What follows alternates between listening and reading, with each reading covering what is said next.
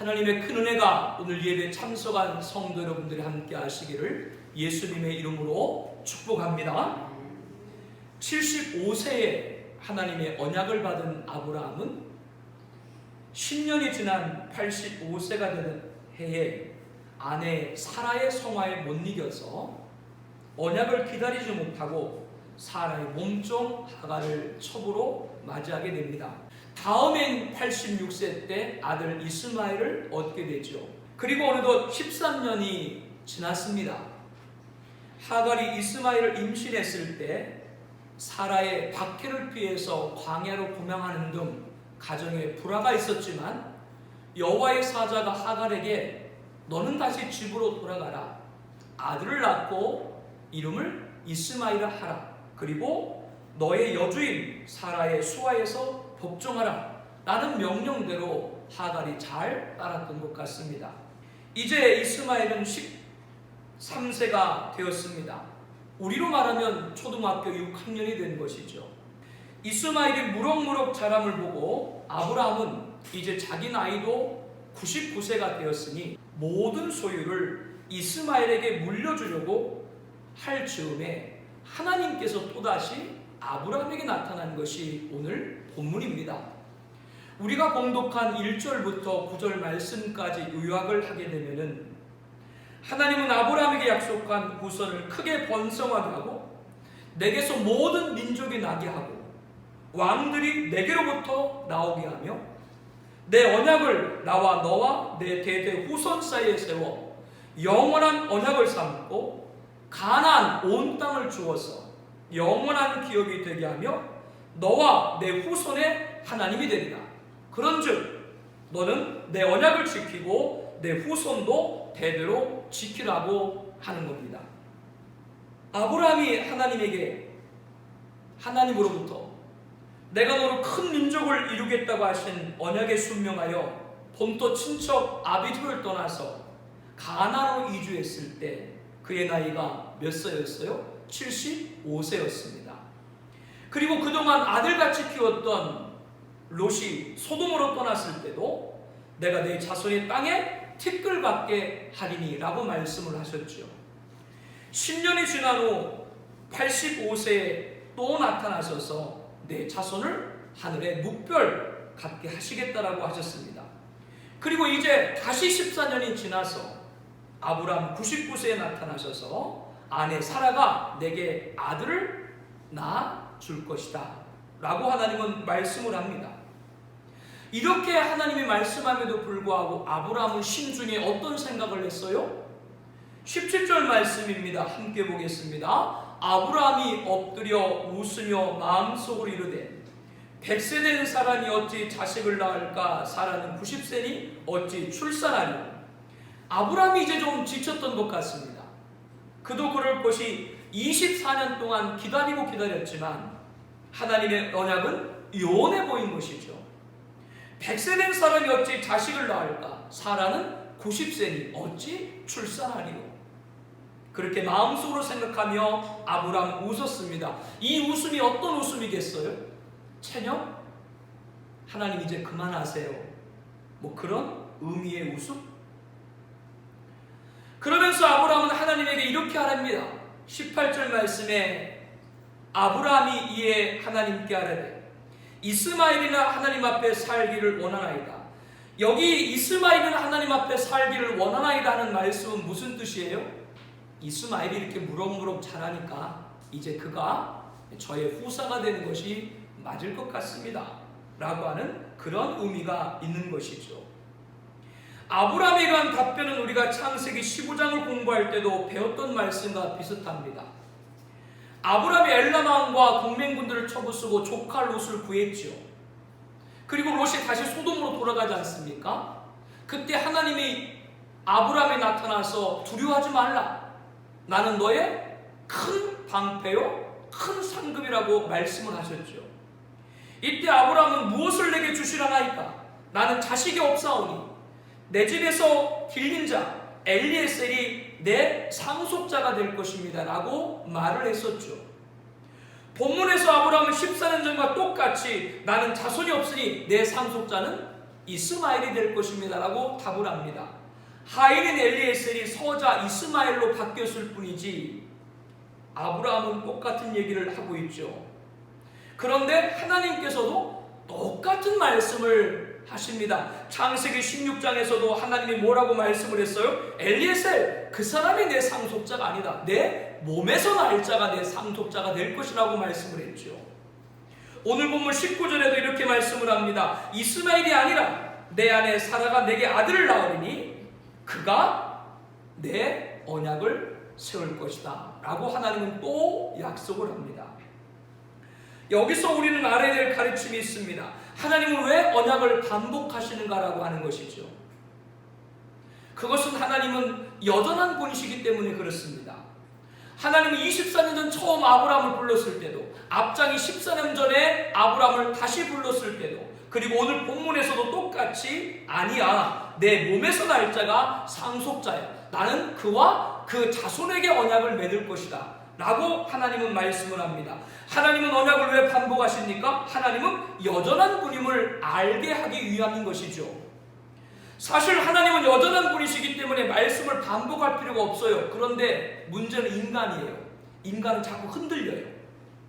그렇기 때문에 그러한 연약한 인간의 흔들림을 아시고 그때마다 하나님은 나타나셔서 나의 뜻은 변함없다고 하는 걸 상기시켜주고 있는 겁니다. 그러므로 하나님의 언약의 반복은 인간을 위해서인 것이죠. 세상은 멸망할 것이나 오직 주는 영존할 것이요, 세상은 다 옷과 같이 낡아지니 의복처럼 갈아입을 것이요, 세상은 옷과 같이 변할 것이나 하나님은 여전하여 연제가 다함이 없느니라고 히브리서 1장 11절 12절에 말씀합니다. 그러면 여전하신 하나님께 우리는 어떻게 됩니까? 우리 또한 하나님을 여전히 찬송을 올려드려야 될 줄로 믿습니다. 코로나19 확진자의 증가로 2.5단계 방역 지침이 시행되면서 큰 어려움을 겪고 있습니다. 특히 소상공인들, 서민들이 심각한 타격을 받고 있지요. 그럼에도 하나님은 이때 우리에게 이렇게 말씀을 합니다. 시편 41편 11절 말씀을 함께 읽겠습니다. 내 영혼아, 내가 어찌하여 낙심하며 어찌하여 내 속에서 불안하느냐. 너는 하나님께 소망을 두라. 나는 그가 나타나 도우심으로 말미암아 내 하나님을 여전히 찬송하리로다. 아멘. 하나님은 우리들에게 지금 같은 어려움이 몰려올 때 낙심하지 말며 불안하지 말고 오직 하나님께 소망을 두라라고 말씀을 해주십니다. 그러면 하나님이 나타나 도우실 것이라고 하십니다. 그러므로 우리는 하나님을 여전히 뭐하라고요? 찬송을 올려드리라고 말씀을 하고 계시죠. 하나님의 언약의 반복은 여전하신 하나님이심을 우리에게 알려주시기 위함입니다. 흔들릴 때 다시 오셔서 하나님의 언약을 붙들라고 하십니다. 그러므로 우리도 여전히 하나님만을 찬송함을 가르쳐주고 있습니다. 이것이 하나님의 언약을 반복해서 말씀해 주신 이유예요. 두 번째, 하나님의 언약의 반복은 약속이 가깝다는 것을 알게 합니다. 하나님은 아브라함을 부르신 후부터 24년 동안 4번에 걸쳐서 언약을 반복을 하셨죠. 첫 번째, 두 번째, 세 번째 언약, 그리고 오늘 본문의 4번째 언약인데 앞의 언약과 내용은 동일한데 다른 점이 있어요. 19절 말씀을 함께 보겠습니다. 하나님이 이르시되 아니라 내 아내 사라가 내게 아들을 낳으리니 너는 그 이름을 이삭이라 하라. 내가 그와 내 언약을 세우리니 그의 후손에게 영원한 언약이 되리라. 하나님은 본문의 언약에서는 그 이전의 언약과 다른 것을 말씀하고 있죠. 무엇을 가르쳐주고 있어요? 아들을 낳을 것이고 이름을 뭐하라? 이삭이라라고 가르쳐주고 있습니다. 아들의 이름까지 주셨다는 점이 다르죠. 이어서 21절 말씀을 함께 보겠습니다. 내 언약은 내가 내년 이 시기에 사라가 내게 낳을 이삭과 세우리라. 이 말씀에서 이삭의 아들을 이름을 주고 또 다른 이전과 다른 점이 뭐예요? 내년 이맘때 시기, 구체적으로 아들을 낳을 시기를 명시해주고 있는 거예요. 이렇게 본문의 언약은 이전의 언약들과 내용은 동일하지만 어떤 차이가 있다고요? 아들의 이름과 태어날 시기를 구체적으로 가르쳐주고 있습니다. 이것은 우리들에게 무엇을 가르쳐주고 있습니까? 하나님의 언약의 반복은 그 약속이 가깝게 이루어지고 있다고 하는 걸 알게 합니다. 그러므로 여러분들 말씀을 붙드세요. 왜 하나님은 같은 말씀을 또 하고 또 할까? 그런 생각하지 마세요. 그때 우리 발상은 이제 하나님의 역사는 가까이 오고 있구나, 이렇게 믿어야 돼요. 그러므로 설교를 듣고 또 들어야 됩니다. 말씀을 듣고 또 들어야 됩니다. 새벽이 오기 전에 어떤 시간을 보내야 됩니까? 깊은 밤의 시간을 보내야 됩니다. 역으로 말하면 깊은 밤에 온다고 하는 건 무엇이 가깝다라고 하는 겁니까? 새벽이 가깝다는 얘기죠. 그리고 중요한 것은 깊은 밤에도 누구는 일하세요? 하나님은 일하신다라는 겁니다. 10가지 재앙 중 모든 장자가 죽임을 당하는 마지막 재앙 앞에 바로는 손을 들고 이스라엘을 애굽으로 내보냈죠. 그런데 마음이 변하죠. 최정예로 선발된 병거 600대와 애굽의 모든 병거를 동원하고 최고 지휘관들이 이스라엘을 진멸하고자 출격을 했습니다. 이때 하나님의 일하심은 어땠습니까? 애굽의 진을 구름과 흑암으로 덮어서 이스라엘 진으로 밤새도록 가까이 오지 못하도록 막아주셨죠. 지륵같이 어두운 밤이지만 하나님은 이스라엘을 밝게 하시고 큰 동풍으로 밤새도록 바닷물을 물러가게 하고 바다가 마른 땅이 되게 했습니다. 이스라엘 자손이 바다 가운데를 육지로 걸어가고 물은 그들의 좌우에 벽이 되게 하셨습니다. 그리고 마침내 새벽이 밝았습니다. 하나님 여호와께서 애굽 군대를 어지럽게 하셨고 홍해 물이 다시 흘러가게 하셨고 애굽의 병거들과 기병들을 덮어버려 바다로 들어간 바로의 군대를 다 덮으니 하나도 남지 아니하고 진멸되었죠. 이 말씀을 통해서 우리는 확신해야 됩니다. 코로나19 팬데믹은 우리가 보기에 캄캄한 밤입니다. 그러나 이 밤에도 누구는 일하세요? 하나님은 일하시는 줄로 확신합니다. 우리가 보지 못할 뿐이지 하나님은 여전히 일하십니다. 이제 조금 있으면 우리에게 밝은 새벽이 올 것입니다. 그때 모든 대적들이 물러가고 질서들이 바로 세워지고 성도들이 승리하게 하실 겁니다. 그럼 우리는 끝까지 언약을 붙잡아야 됩니다. 언약의 반복은 그 응답이 아주 가깝다라고 하는 거예요. 우리에게 밤인 것 같지만, 밤이 깊지만 무엇이 가깝다고요? 새벽이 가까운 거예요. 밝은 아침이 올 것입니다. 그날 우리들은 하나님의 위대한 역사를 볼 것입니다. 그러므로 절대적으로 언약을 붙잡고 그 언약을 새기게 됩니다. 밤이 깊을수록 새벽이 가깝듯이 언약의 방법은 그 응답이 가깝게 오고 있음을 우리에게 알게 하는 겁니다. 오늘 설교의 두 번째 내지는 언약을 통해 받은 이름입니다. 본문에 하나님은 아브라함에게 아들을 낳을 것이요 이름을 이삭이라고 하라고 명하셨죠. 그 뜻이 뭐예요? 웃음입니다. 하나님께서 아브라함에게 아들을 낳을 거라고 말했을 때 아브라함은 웃었죠. 그 웃음은 단념의 웃음인지 모르겠지만 하나님은 아들을 통해서 네가 기쁨의 웃음을 웃을 것이라는 뜻으로 아들 이름을 이삭이라고 줬습니다. 그런데 본문에 보게 되면 하나님께서는 아브라함에게 아들 이삭의 이름만 준 것이 아니라 아브라함과 사라에게도 새로운 이름을 주셨습니다.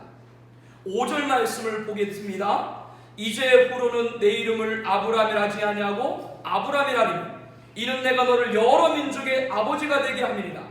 아브라함의 원래 이름은 존귀한 아버지의 뜻인 아브라함이었죠. 그런데 아브라함, 열국의 아버지라고 하는 이름을 주었습니다. 하나님은 아들이 하나도 없는 아브라함에게 장차 모든 민족의 아버지가 될 것이라고 말씀을 하고 있는 것이죠. 6절에 보게 되면은 내가 너로 심히 번성하게 하리니 내가 내게서 민족들이 나게 하며 왕들이 내게로부터 나오리라고 하셨습니다. 아브라함은 한 사람인데 그를 조상으로 믿는 사람들은 많이 있죠. 유대인들은 아브라함의 언약의 아들인 이삭의 후손이다라고 자기들을 말하고 아랍인들은 아브라함의 첫 번째 아들이 이스마엘이기 때문에 자신들은 그의 후손으로 적통이라고 얘기하고요. 우리같이 개신교들은 아브라함은 우리들의 영적인 조상이라고 얘기를 하지요. 이렇게 아브라함을 통해서 번성한 민족과 나라들이 세계에 가득합니다. 왕들도 다 여기에서 났죠. 하나님은 아브라함에게만 아니라 사라에게도 이름을 줬습니다. 15절 16절에서 보게 되면은 사라의 원래 이름은 사레, 여주인이라는 뜻이었는데 열국의 어머니 사라는 이름을 주었죠. 그리고 그녀를 통해서 아브라함과 똑같이 모든 민족과 모든 왕이 날 것이라고 말씀을 합니다. 이렇게 이름은 그 사람의 존재를 나타납니다. 아브라함에게는 어떤 존재예요? 열국의 아버지고, 사라는 어떤 존재예요? 열국의 어머니입니다.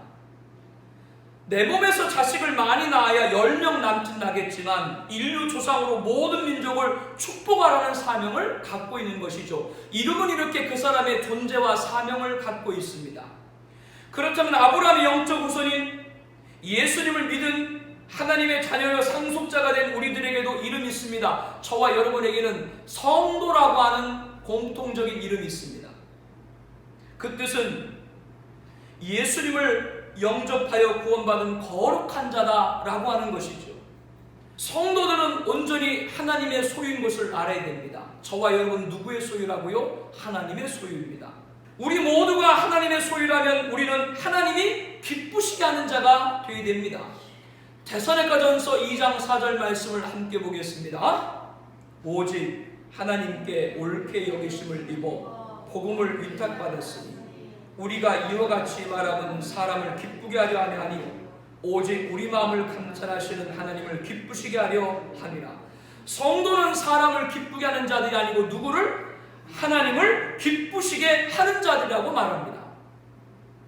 이것이 새 이름을 받은 성도, 우리들의 기준이 되어야 됩니다. 하나님은 무소부지하신 분입니다. 예수님은 두세 사람 모인 곳에 그들 중에 나도 있겠다라고 하셨습니다. 그러면 가정에서 예배드려도 되는 것 아닙니까? 한 공중파 뉴스의 앵커가 한 말입니다. 지난 2주간 현장 예배를 강행한 목사를 비판하면서 이런 멘트를 한 것이죠. 참 그럴듯한 말로 들립니다. 그러나 우리는 마귀가 예수님을 시험할 때 하나님 말씀으로 시험했다고 하는 걸 알아야 됩니다. 이렇게 세상의 매체와 불신자들은 그들의 시각에서 교회를 비판합니다. 그런데 한 신학자는 모 방송사와 인터뷰에서 예배는 원래 비대면 예배입니다. 하나님은 원래 볼 수가 없는 겁니다. 대면은 성도와 성도가 대면하는 것이죠. 그러므로 예배당에 오지 않고 예배 드려도 하나님을 만날 수 있습니다 라고 말했습니다. 또 기독교 단체라고 하면서 한국교회는 국민들 앞에 씻을 수 없는 죄를 지었다. 대면 예배를 중단하라. 지금 예배드린 것은 무식의 소치다 라고 성명을 발표했습니다. 일부 교회에서 코로나19 확진자가 발생한 것은 잘못된 일이고 반성해야 되지만 그렇다고 교회가 예배를 드렸다고 교회가 교회를 비판하는 것, 이것을 뉴스에서는 의식 있는 교회는 사회들과 함께 현장 예배를 드리지 않는다라고 인용을 하고 있습니다. 저는 현장 예배와 영상 예배 어느 것이 맞고 틀리다 그렇게 말하고 싶지 않습니다. 한 본문, 성경의 한 본문을 갖고도 주석이 다른 것처럼 같은 사안이라도 체감의 반응이 다르고 경성의 각도가 다르고 적용의 범위가 다릅니다. 코로나19 확진으로 교회에 대한 현장 예배를 불허하면서 발생한 사태에 대해서 견해가 다를 수가 있습니다. 그렇게 서로 존중하고 참고할 것은 참고하고 버릴 것은 버리고 그렇게 하면 되는데 판단을 하고 정죄를 합니다. 더욱이 예배를 드렸다라고 목사가 목사를 공격을 합니다. 성도가 성도를 공격을 합니다. 이거 누가 좋아하는 일이에요? 그 공격의 논조가 세상이 교회를 공격하는 논조와 유사합니다.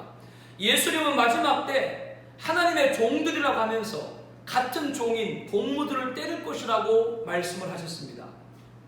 그러면서 내 이름으로 인하여 모든 사람에게 미움을 받을 것이나 나중까지 견디는 자는 구원을 얻으리라고 말씀을 하셨습니다. 우리는 여기에서 어떤 기준을 가져야 됩니까? 사람을 기쁘게 하는 것이 아니라 하나님을 기쁘시게 해드리는 자가 될 줄 믿습니다. 이게 성도예요. 우리들은 무슨 이름을 받았다고요? 성도란 이름을 받은 성도의 자세는 누구의 기쁨이 되어야 돼요? 하나님의 기쁨이 되어야 하는 겁니다. 마귀가 예수님에게 하나님의 아들이거든 뛰어내려라. 그가 너를 위하여 사자들을 명하시리니 그들이 손으로 너를 받들어 발이 볼에 부딪히지 않게 하리라 라고 시편 91편 12절 말씀으로 시험을 했죠. 예수님은 그 마귀에게 주 너희 하나님을 시험하지 말라 신명기 6장 16절 말씀으로 물리쳤습니다. 성도는 세상에 다른 의도를 갖고 성경을 왜곡해서 공격하는 자들 앞에 진실한 하나님의 말씀으로 이기게 될 줄로 압니다. 그래서 하나님이 기뻐하는 자가 되어야 합니다. 이것이 언약을 통해 받은 이름 성도, 그 성도의 자세인 것이죠. 오늘 설교의 세 번째 내지는 언약의 표징입니다. 하나님은 4차에 걸쳐서 아브라함의 언약을 하고 언약의 표징으로 할례를 행하라고 했어요. 오늘 본문 10절 11절 말씀을 함께 보겠습니다. 너희 중 남자는 다 할례를 받으라. 이것이 나와 너희와 너희 후손 사이에 지킬 내 언약이니라.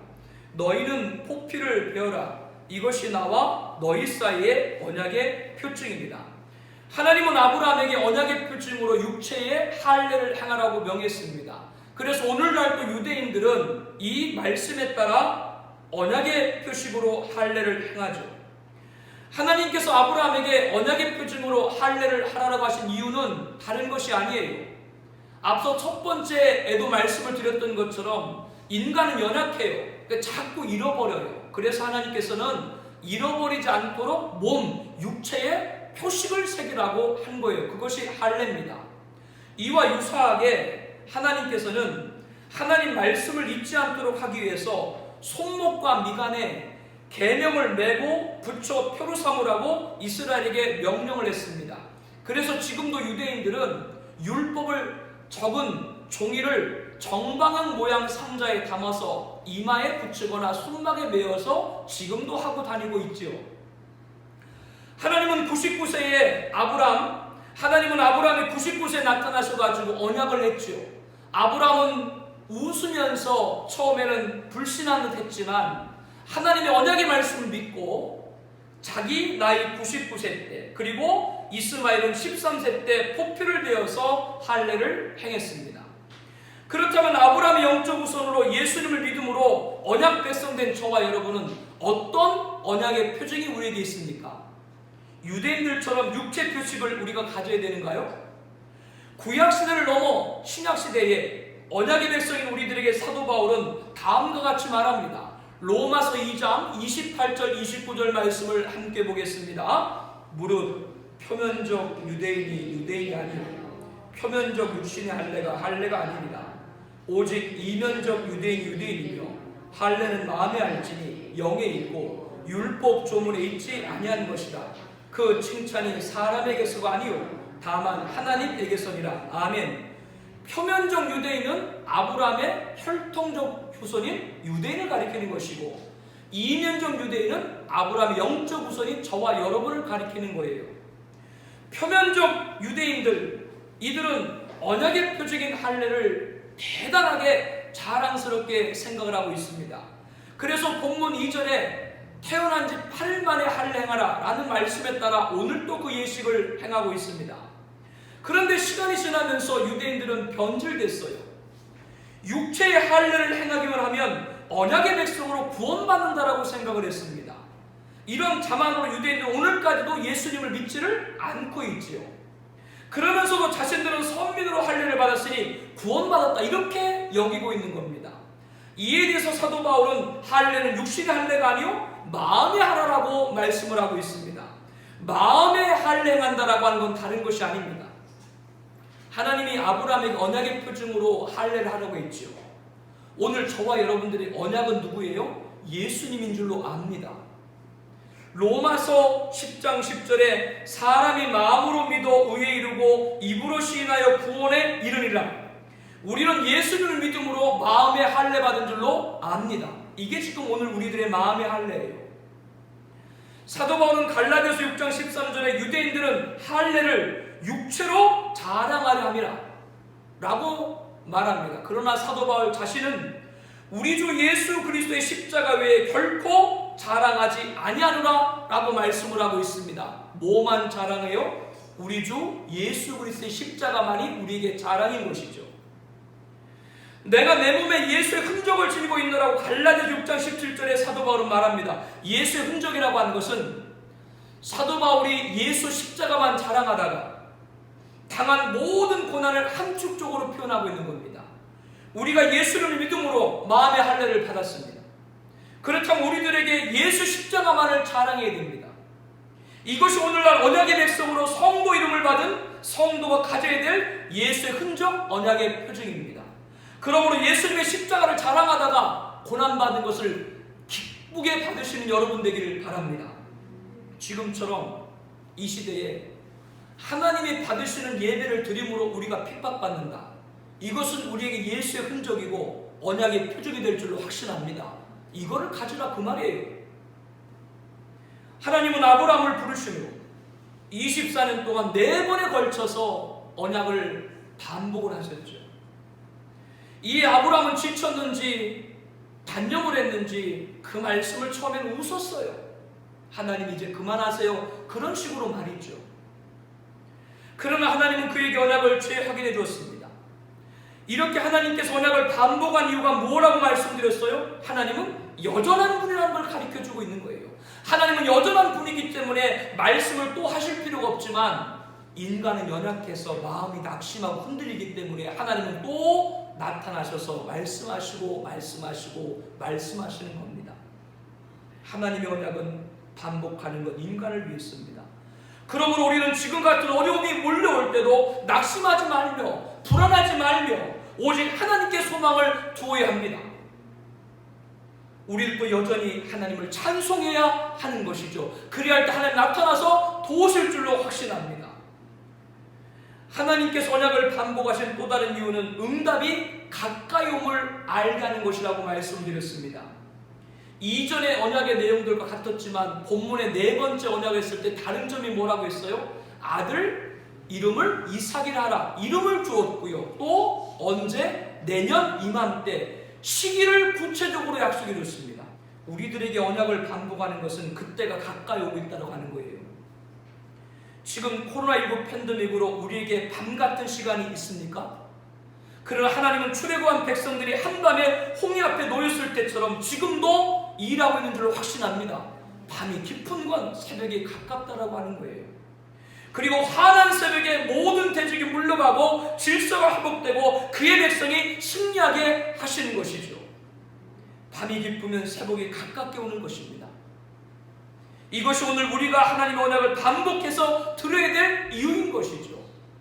오늘 본문의 2번째 대지는 언약을 통해서 받은 이름입니다. 존귀한 아버지 아브라함에서 열국의 아버지 아브라함이라는 이름을 받았지요. 너를 통해서 모든 민족과 왕들이 나게 할 거라고 했습니다. 유대인, 아랍인 그리고 영적 아브라함 후손인 개신교 성도 모두가 다 아브라함을 조상이라고 말하고 있지 않습니까? 이렇게 이름에는 존재이며 그에게 주신 사명이 있는 것입니다. 우리들도 영적인 아브라함의 후손으로 예수님 믿음으로 자녀가 됐고 상속자가 되었죠. 우리에게 어떤 이름이 주어졌다고요? 성도입니다. 성도라고 하는 것은 예수님의 믿음으로 구원받은 거룩한 백성을 뜻해요. 그들은 누구의 소유예요? 우리는 하나님의 소유예요. 하나님의 소유는 하나님이 기뻐하는 일을 해야 됩니다. 최근 영상 예배와 현장 예배 논란이 되면서 세상만이 아니라 교회가 교회를 공격을 합니다. 여러분 인생 가운데 신앙생활하면서 성도가 예배를 드렸다고 성도한테 공격받는 일 있었어요? 마지막 때인 거예요. 주님 말씀하신 대로요. 어떤 사안에 관해서 견해가 다를 수가 있습니다. 그런데 교회 가운데 틀렸다고 판단하고 정죄하는 이들의 주장은 세상의 논조와 유사합니다. 이때 우리 기준은 사람을 기쁘게 하는 자들이 아니라 하나님을 기쁘게 하는 자들이라는 것을 명심해야 됩니다. 그것이 오늘날 언약의 백성으로 성도라는 새 이름을 받은 성도의 자세입니다. 세상과 불신자들이 심지어 뭐까지 인용해서 성경까지 인용해서 교회를 공격을 해요. 우리는 마귀가 예수님을 공격했을 때 뭘로 공격했다고요? 성경을 갖고 공격을 했다고 하는 걸 알아야 돼요. 성도는 세상에 다른 의도를 갖고 말씀을 왜곡해서 공격하는 것에 대해서 진실한 하나님의 말씀을 붙들고 이겨야 될 줄로 압니다. 하나님이 기뻐하는 일이 기준이 되어야 되는 것이죠. 이것이 언약을 통해 받은 성도의 자세입니다. 하나님은 아브라함에게 언약의 표징으로 육체의 할례를 행하라고 했습니다. 언약을 잃어버리지 않도록 육체의 표식을 하라고 한 거죠. 그런데 이것이 아브라함의 혈통적 우선 유대인들의 변질됐습니다. 그들은 할례만 받으면 구원받는다라고 여긴 거예요. 그래서 예수님을 지금까지 믿지도 않고 있죠. 오늘날 예수 그리스도를 영접해서 언약의 백성 된 저와 여러분들은 어떻게 언약의 표징을 갖게 됩니까? 우리도 유대인처럼 육체의 표식을 가져야 되나요? 아닙니다. 사도 바울은 할례는 육신이 아니라 마음에 하는 것이라고 가르쳐주고 있습니다. 언약은 누구예요? 예수님입니다. 마음으로 믿어 의에 이르고 입으로 시인하여 구원에 이르리라. 즉 우리들이 예수님을 믿으면 마음의 할례를 받은 줄로 압니다. 우리에게는 언약의 표징이 있어야 돼요. 사도 바울은 말합니다. 우리 주 그리스도의 십자가 외에는 결코 자랑할 것이 없다. 사도 바울은 십자가만을 자랑하다가 예수 흔적을 가졌다. 모진 고난을 받았다라고 하는 것이죠. 저와 여러분들이 마음의 할례를 받은 언약의 백성으로서 지금 하나님이 받으시는 예배를 드림으로 몰매를 맞는다면 이것이 우리들에게는 예수의 흔적이고 언약의 표징이 될 것입니다. 자랑스럽게 가져야 돼요. 오늘 하나님은 언약의 표징인 할례를 아브라함과 이스마엘뿐 아니라 그의 집에 거하는 모든 사람에게 하라고 했어요. 집에서 난 자들, 즉 아브라함 장막에서 태어난 종이든지 이방 사람에게서 돈으로 사온 종이든지 아무튼 아브라함 장막에서 거하는 모든 사람들은 다 할례를 받으라고 명령을 했습니다. 12절, 14절과 23절, 27절에 그 말씀을 이어서 하고 있어요. 왜 이렇게 하셨을까? 그 이유는 하나님이 아브라함을 처음 불렀을 때 땅의 모든 족속이 너로 말미암아 복을 얻을 것이라 라고 말씀을 했죠. 이것을 이루시기 위함입니다. 이제 그때가 된 거예요. 모든 민족과 열방을 누구 손에 맡겼어요? 아브라함 손에 맡긴 겁니다. 하나님은 아브라함에게 언약의 모든 말씀을 마치고 그를 떠나 올라가셨습니다. 그리고 아브라함은 그 모든 걸 믿었습니다. 아브라함이 모든 걸 믿었는데 로마서 4장 18절에 이렇게 그 믿음을 말하고 있습니다. 함께 보겠습니다. 아브라함이 바랄 수 없는 중에 바라고 믿었으니 이는 내 후손이 이같이 하신 말씀대로 많은 민족의 조상이 되게 하려 하십니다. 저와 여러분들은 아브라함같이 바랄 수 없는 중에 믿어야 될 줄로 압니다. 저와 여러분 영적인 아브라함의 후손이에요? 그러면 이 나라 민족과 모든 세계가 우리 손에 달린 줄로 압니다. 그러니까 예배자가 되어야 되는 거예요. 하나님이 기뻐하는 자가 되어야 되는 거예요. 언약의 표징을 가져야 되는 거예요. 언약의 이름 성도에 합당하게 살아가야 되는 거예요. 언약의 반복, 말씀을 듣는데 게을르면 안 되는 거예요. 여러분 손에 이 나라 민족 그리고 세계가 맡겨졌습니다. 그러므로 언약의 반복, 언약의 이름, 언약의 표징을 잊지 말기를 바랍니다. 바랄 수 없는 중에 바라야 돼요. 언약의 반복, 하나님 말씀을 반복해 드려야 됩니다. 그리고 흔들리지 않고 여전히 하나님을 찬송할 수 있어야 됩니다. 말씀을 듣고 들을 때 응답은 가까이 오게 됩니다. 2020년 1월 첫째 주일 말씀은 다른 것이 아닙니다. 철저한 주일 성수와 예배 생활입니다. 지금까지 그 말을 하고 있죠. 왜 올해 그 말씀을 줬는지 지금 이 시대를 보면 우리가 알게 되겠죠. 끝까지 우리는 그 말씀을 붙들어야 됩니다.